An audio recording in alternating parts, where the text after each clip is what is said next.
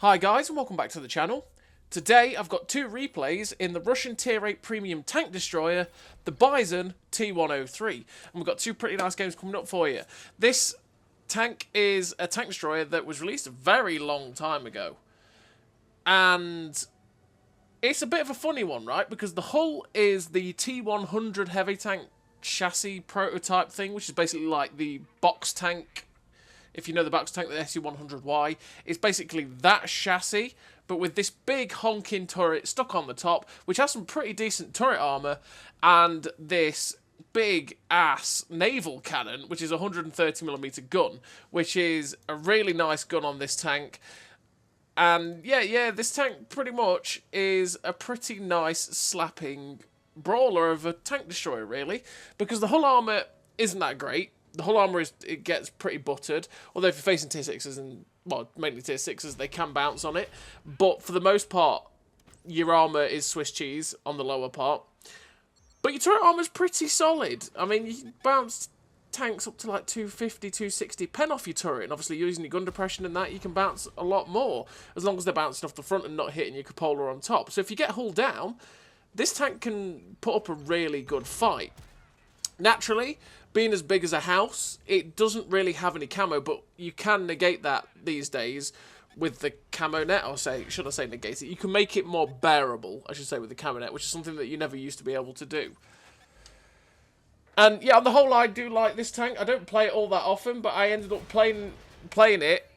I think the second game you're going to see is the first game I actually played, and I played it, and the first time I played it in over a year, or 2 years, actually. I think it was the first time I played it since 6.0, and I had a really good game in it, and I was like, I need to play this some more, and then thus this second replay, well, the first replay that you're seeing here, happened as well. And I just really enjoyed it. The gun handling felt pretty nice, the turret armour felt great, the hull armour, it was still not that great, but it is what it is. And on the whole, it was just a fairly enjoyable experience. Now, they did buff this tank, and yeah, the hull armour isn't as Swiss cheese as it used to be. Its upper hull got buffed from 100mm of armour to 160, and the health on this tank actually went from 1250 to 1450 to match its more brawling playstyle. And yet, that upper hull armour buff means that it's definitely not as Swiss cheese as it used to be. Like I say, tier 6s, tier 7s, they used to absolutely butcher this tank. I mean, tier 5s could butcher the upper plate of this tank before that. With that 160mm buff, it means that generally they will bounce as long as they don't aim. They will bounce still a decent amount of shots on it. Naturally, like I say though, 160mm isn't that much, and if you're facing tier 8s, tier 9s, tier 10s, they're going to destroy that upper plate. But the turret armour is still great. In terms of a crew on this tank are on Born Leader, Rapid Reload, Sixth Sense, Situational Awareness, Steady Aim, Snapshot, Run and Gun, Trap Mechanic, and Rapid Aim. Rapid Aim because we are a turreted tank destroyer, which means we have very slow turret traverse, so I just want to make that turret traverse just that little bit better and a little bit nicer for it. And in terms of the gun perks, well, I want to run all the gun perks just to make, again, it's a TD, so you want to make the gun as good as possible, right? In terms of equipment, I run Rammer, the camo net, and the optics. Optics to make the view range as good as it can be, because I want to be able to spot for myself. The camo net, because the camo on this tank is atrocious. It's nearly 400 meters still concealment. But if you put a camo net on it, it knocks it down to like 338 meters of still concealment. That is a massive difference, and I mean a huge difference. That's the difference between getting automatically spotted once you become within the view range of everything, and then being able to fire at things and stay unspotted. The difference is huge. If you're playing a brawling tank like this, half the time it's like, no, there's no point putting a camo net on it, right? Because you may as well just make everything about the tank better and more brawly. But when it is that massive of a difference, and it helps you stay unspotted for that little bit longer when you're in a position you want to be able to stay concealed, yeah, it's huge. And naturally, if you were to put the camo skill and other things like that on it, you could make it even better, right? And yeah, but naturally, because it is a bit more of a brawler, I want to make my turret traverse better and my gun handling better. So yeah, the Bizon T103. So far in this game, on Arctic region, we've managed to do 3.2k damage and 875 assistance. No, 875 block damage, sorry, with 323 assistance. So we've blocked a little bit for this tank. This SU-101 is in a position now where he starts getting shots at us, and it's like, oh, no, not one of them. That is a tank that is going to butcher my armour. But now we have this dead wreck in front of us. So I'm just going to try and keep myself backed up, keep my turret as the only thing that this guy can shoot, and hopefully I will be able to butcher his armour, because the one thing that this Bizon has is 258 standard AP pen, which is utterly fantastic. 307 on its premium AP as well. It's premium AP, not APCR, but since 6.0, all the AP rounds that were premium AP for some reason just display as APCR now. So the shell velocity is the same as the standard AP. The 307 pen on its premium APCR, as it is now, is utterly fantastic. If you're going to pen everything you're going to face, every single tank, you're not going to have a problem penning anything, really, with this gun. And that is something that is very nice. And in terms of the alpha as well, you've got 440 alpha, which slaps. Count how many times I say slap in this video. It slaps. 462 on the SU-152 there. This gun is really, really nice. Just make sure you have it aimed in, because it still can be a bit of a troll. But I mean, you've got a 130mm gun at tier 8. It's really nice for that fact and that ability to slap. Said it again. But yeah, I've really enjoyed this Bizon T103. I always did enjoy the Bizon T103. The armor was a bit annoying, but it is what it is. We finished that game with the 7 kills, Ace Tanker, Devastator, High Caliber, the Top Gun, 2066 base XP. Really nice game for the Bizon T103. Like I say, what used to annoy me was the fact that it was an ammo rack on wheels, or on tracks, realistically, and the armour did get butchered. The upper plate, the hull armour, got absolutely butchered by tier 6s and 7s, and it was kind of frustrating in that way. And the fact that you didn't really have that much HP as well, for the fact that you were a bit more of a brawling tank destroyer, meant that if you were facing tier 9s and 10s, you were dead within 3 shots. And yeah, it was a bit frustrating for that. But now you've got this sort of armour, again, with the 160mm now on the upper hull that can ricochet shots, and actually surprises a lot of people when you bounce shots with it. Although I would never rely on it, I would always recommend you go somewhere to get hull down, because this tank, it is massive, but it does have 8 degrees of gun depression, which is fine. Go get hull down, use this turret armour, and this turret armour is pretty damn reliable. As long as they're not like tier 9s or 10s spamming premium, you'll do pretty well. And you'll be able to absolutely slap with this gun and have a good time. I mean, it's got a 40km/h top speed, which is a little bit slow. And again, naturally, you could make it faster with a traction system or something like that if you didn't want to run the camo net. But, like I say, that 70 metres of steel concealment is a massive difference and will benefit you more in the long run, to be honest, than the extra 4km/h, especially when you don't really have the engine power for that either. Although the track traverse would be nice too.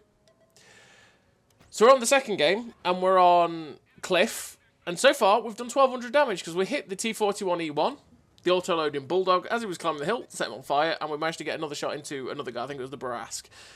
And we're going to get up to this little ridgeline over here, because I want to be able to get hull down on this little ledge and try and spot and shoot anything that goes along the 5-6 line. Although we are a bit late to get there.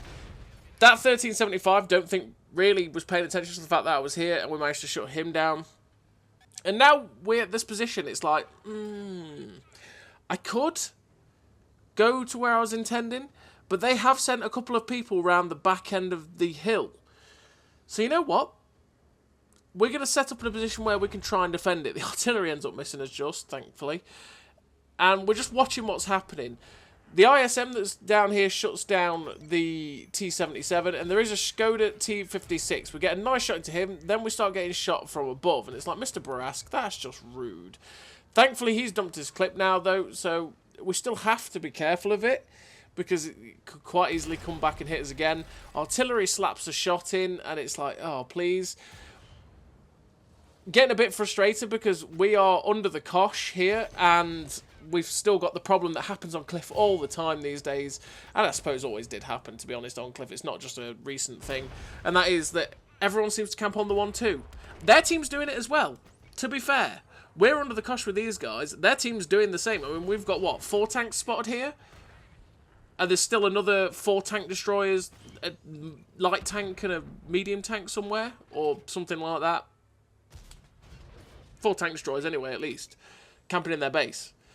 But it's like, we just need a little bit of help. And what can happen with Cliff, which is really frustrating, is you do climb to this position up here, get here, there's 2 or 3 of you, a lot of their team come here, and your whole team is still sat on the 1-2 line, and then you just get surrounded and killed, and then they get surrounded and killed because they get killed from the F line and the 5-6 line, and there's just nowhere they can go. They get outspotted and die, and it's really frustrating for that. But so far, we're handling it quite well. We're at 3.8k damage. We managed to slap a shot into the Paladin, get rid of him. Thankfully, the Skoda's gone, which is a big threat. Now we've got the guys on the hill, which are a bit of a problem. And we're just watching what's happening. The Brass comes up behind us, which is something I was kind of expecting. And we managed to get a big shot into him, which is why I was halfway to turning. And I was just looking at what was still alive. And we managed to catch that guy out. Now the T41E1's come in. We missed the free aim shot at the T41E1. And I'm like, right, okay, you're going to have to deal with that, Mr. ISM. I do want to get a shot at him, but yeah, my turret's too slow. And we've got the Brask in front of us. If the Brask reloads, he's going to start double tapping us and we could die quite quickly. The Brask ends up bouncing, which is where I'm saying the armor buff for this tank helps. Beforehand, he would have auto-panned our upper plate there, but we do get hit again, which I think was his second shot, which he fired on the move, which is really annoying because the Brask is incredibly inaccurate on the move, but is what it is. But now that light tank's dead because the ISM got him. Thank you, Mr. ISM. And we've got 4 tank destroyers left. They're all the 4 tank destroyers that were lying in their base. We've still got most of our team because they've just been sat in the 1-2. We know where one of them is. It's this Ferdinand. He's down in the dip, so we want to try and get above the Ferdinand and try and get a shot at him. I was just aiming towards the 5-6 line in case anything did come up and try and get side shots at us. But fortunately enough, nothing did, so we're going to get ready to get some shots into this Ferdinand. So now we're here, we've got this Ferdinand dead to rights, and we shut that guy down. We're up to 4.7k damage, but just as we do that, we get detected, and it's like, what by? Okay. Now, if I get detected here, there's only 2 things that could have happened. There's someone unspotted in a bush down there, which is highly unlikely, because I probably would have spotted him. Or there's someone in their base, because they can see you from this position, at like A3 on the rocks. So it's like, okay, there might be something in the base that's looking at me, but we can't worry about that right now. This Jagdpanther 2 is coming for us. We've managed to get 1 shot into him, and then a second. He's a 1-shot for us. We had to be careful because we were a 1-shot for him, but he gets shut down, thankfully, by the Sturmpanzer, although we fired just as that happened, and we probably would have also killed him. Then we get detected and fired at, and it's like, yes, there is something in their base. The Sturmill gets shut down. That leaving just the Scorpion that we just looked at to see what was there. Somewhere in the base. He had shots at us, so we're just going to wait a second. So we got people bearing down, and I'm aiming towards where I think he is, and you can see how close we were to where he actually was. I say, that position at the back, they can shoot you here, so you just have to be careful of that. We unfortunately missed the first shot of this guy, but we're just making sure we aim it up fully, and we high roll for 445 and shut down the M56 Scorpion. And finish the game with a really nice total. Finish with a victory, a big total for tier 8, 6 kills, 6.1k damage, 401 assistance, ace tanker, top gun, high caliber. Really nice game in the Bizon T103, 2.3k, nearly 2.4k base XP as well. Some really, really nice games in the Bizon T103. It's not a tank that you see all that often these days, and it's pretty nice. Obviously, with the armour and that, you will struggle a little bit more against tier 9s and 10s, but it's what it is. You can have pretty nice games with the gun slaps, and it can be pretty fun. So as always, everybody, thank you very much for watching. I'll see you next time.